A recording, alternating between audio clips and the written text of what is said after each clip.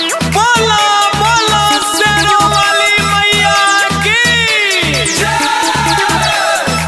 बोला बोला दुर्गा मैया की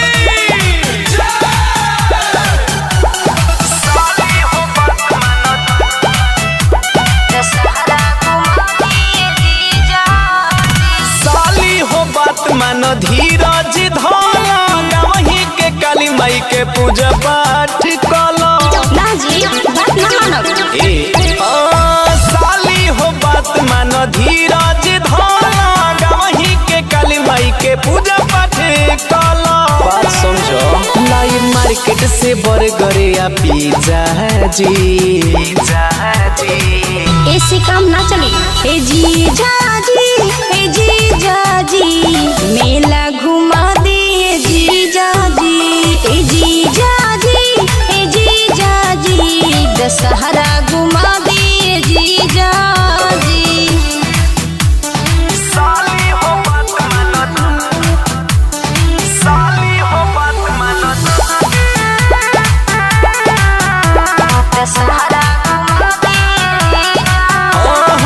भीड़ भर होला ना तोहरा बुझाला छूट जाए साथ तो करत रहबो हाला।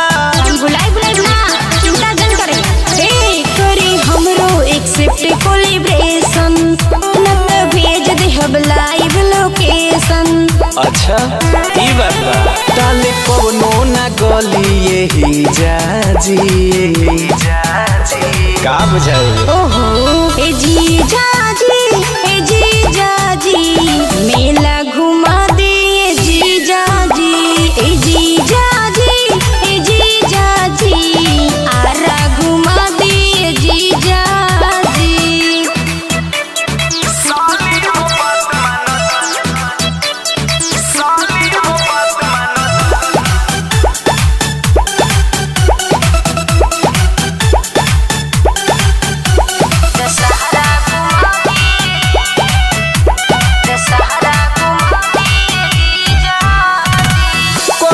जिद सुना हमरो हो प्यारी चिन्हे खातिर पहन ली हलन की हो साड़ी। अच्छा ठीक बा सुनी भला मननी जीजा जी बतिया एही से नीक लगी राउर दतिया। अच्छा ई बात बा तोहरे खातिर करा के यनी बीजा जी। हाँ रउआ मानिला ना हमरा के। ए जीजा जी कलकत्ता घुमा दिए जीजा जी दशहरा घुमा दिए जीजा जी बुझनी।